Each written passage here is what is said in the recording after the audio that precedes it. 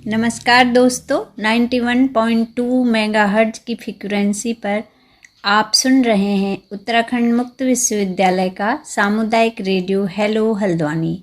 मैं डॉक्टर मुक्ता जोशी, सहायक प्राध्यापक जंतु विज्ञान विभाग। मेरे साथ हैं डॉक्टर मीनाक्षी राणा, भौतिक विज्ञान विभाग, और डॉक्टर कीर्तिका पडलिया, वनस्पति विज्ञान विभाग से। आज हम चर्चा करेंगे एक महान वैज्ञानिक डॉक्टर जगदीश चंद्र बोस जी के बारे में। आज 30 नवंबर को उनका जन्मदिन है। इसी पर आज हम इस महान वैज्ञानिक के जीवन के बारे में कुछ चर्चा करेंगे। डॉक्टर जगदीश चंद्र बोस भारत के प्रसिद्ध वैज्ञानिक थे, जिन्हें भौतिकी, जीव विज्ञान, वनस्पति विज्ञान तथा पुरातत्व का गहरा ज्ञान था।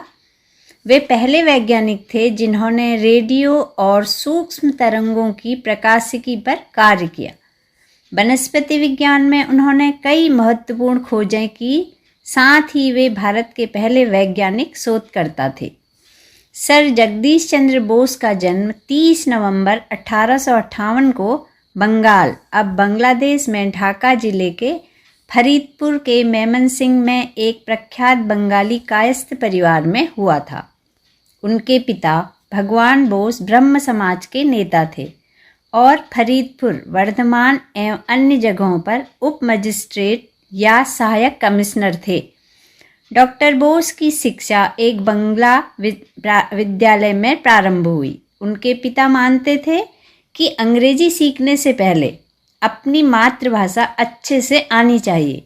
विक्रमपुर में 1915 में एक सम्मेलन को संबोधित करते हुए बोस ने कहा, उस समय पर बच्चों को अंग्रेजी विद्यालयों में भेजना हैसियत की निशानी माना जाता था। मैं जिस बंगला विद्यालय में भेजा गया, वहाँ पर मेरे दाईं तरफ मेरे पिता के मुस्लिम परिचारक का बेटा बैठा करता था और मेरे बाईं ओर एक मछुआरे का बेटा। ये ही मेरे खेल के साथी भी थे। उनकी पक्षियों, जानवरों और जल जीवों की कहानियों को मैं कान लगाकर सुनता था।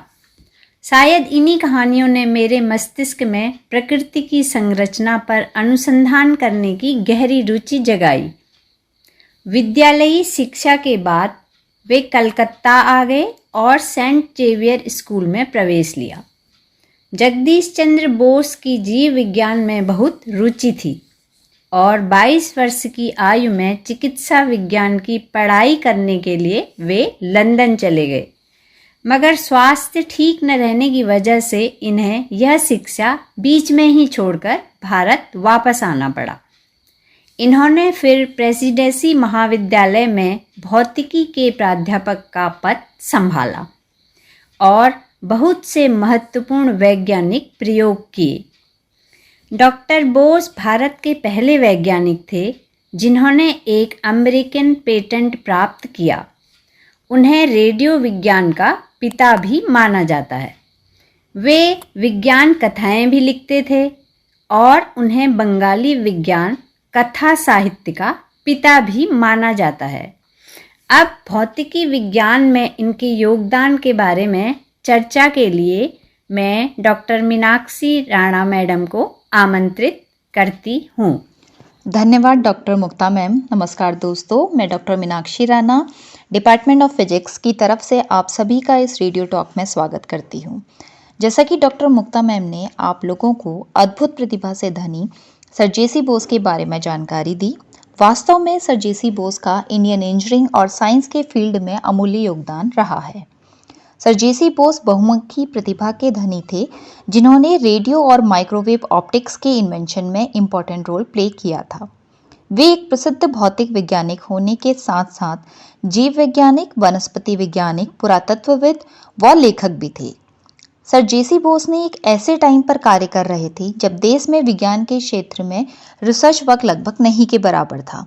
ऐसे सिचुएशन में भी बहुमुखी प्रतिभा के धनी श्री बोस ने विज्ञान के फील्ड में अपना अमौलिक योगदान दिया था।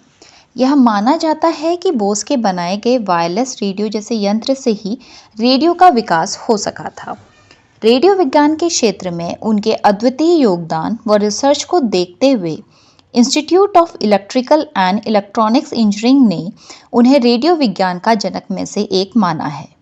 उनके महत्वपूर्ण इन्वेंशन रेडियो वेव डिटेक्टर आज के बीच में चलने वाले रेडियो और मोबाइल कम्युनिकेशन के लिए एक महत्वपूर्ण एलिमेंट बना था, जिसके बाद में वायरलेस संवाद की शुरुआत की।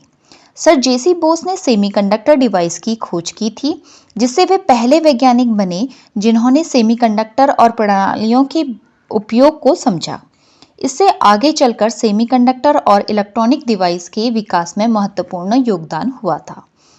सर जेसी बोस अपने समय के सबसे प्रभावशाली शिक्षकों में से एक थे। उनके दो महत्वपूर्ण छात्र थे, मेघनाथ साहा और सत्येंद्र नाथ बोस, जिनमें से मेघनाथ साहा एक प्रसिद्ध एस्ट्रोफिजिसिस्ट थे। उन्होंने एक साहा इक्वेशन दी थी जो काफ़ी फेमस है। यह इक्वेशन तारों की केमिकल और फिजिकल स्थिति को एक्सप्लेन करती है। और उनके जो अन्य शिष्य थे सत्येंद्र नाथ बोस, उन्होंने बोस-रायस्टीन सांख्यिकी की खोज की थी। इतना ही नहीं, सर जेसी बोस को महत्वपूर्ण योगदान देने की वजह से चंद्रमान में एक स्मॉल क्रेटर को जेसी बोस के नाम पर रखा गया है। साथ ही ईयर 2012 में डिस्कवर किए गए गॉड पार्टिकल को भी साइंटिस्ट ने सर जेसी बोस के नाम पर ही हिग्स बोसॉन पार्टिकल नाम दिया था। अब मैं डॉक्टर कृतिका पडलिया मैम को आमंत्रित करती हूँ कि वे सर जेसी बोस के बॉटनी से रिलेटेड उनकी खोजों के बारे में हमें बताएंगे। धन्यवाद डॉक्टर मीनाक्षी मैम। मैं डॉक्टर कृतिका पडलिया वनस्पति विज्ञान विभाग की ओर से सभी श्रोताओं का स्वागत करती हूँ। देखिए, दुनिया भर में बहुत ही कम ऐसे वैज्ञानिक या शायद एक के अलावा कोई भी नहीं हुए जो भौतिकी एवं जीव विज्ञान में एक साथ पारंगत हों और जिन्होंने अपने समय में बड़ी खोजें एवं आविष्कार किए हों। लेकिन 19वीं सदी के अंत और 20वीं सदी की शुरुआत में भारत में ऐसे ही एक वैज्ञानिक हुए थे, डॉक्टर जगदीश चंद्र बोस। इन्होंने जीव विज्ञान, भौतिकी एवं वनस्पति शास्त्र में अपनी खोजों एवं आविष्कारों को पूरी दुनिया में भारतीय वैज्ञानिकों की क्षमता से परिचित करवाया। यदि वनस्पति विज्ञान शास्त्र में किए गए उनके अतुलनीय योगदान की बात करें तो उन्होंने कैस्कोग्राफ नाम का एक यंत्र का आविष्कार किया।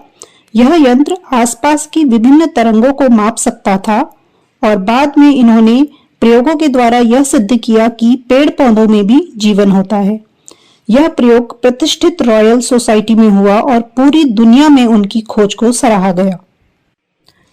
बायोफिजिक्स के क्षेत्र में भी डॉक्टर बसु का योगदान सराहनीय है। उन्होंने दिखाया कि पौधों में उत्तेजनाओं का संचार वैद्युतिकी माध्यमों से होता है, न कि रासायनिक माध्यमों से।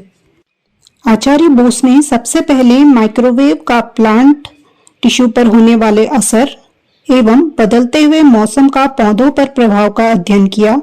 इसके साथ साथ उन्होंने केमिकल इनहिबिटर्स का भी अध्ययन किया।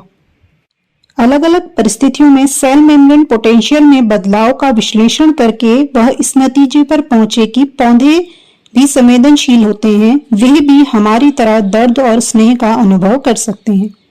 अपनी एक अन्य खोज के माध्यम से आचार्य बोस ने यह बताया कि जब पौधों को जहर या एनेस्थेसिक ड्रग दी जाती है तब उनकी प्रतिक्रिया कम होने लगती है और अंततः शून्य हो जाती है।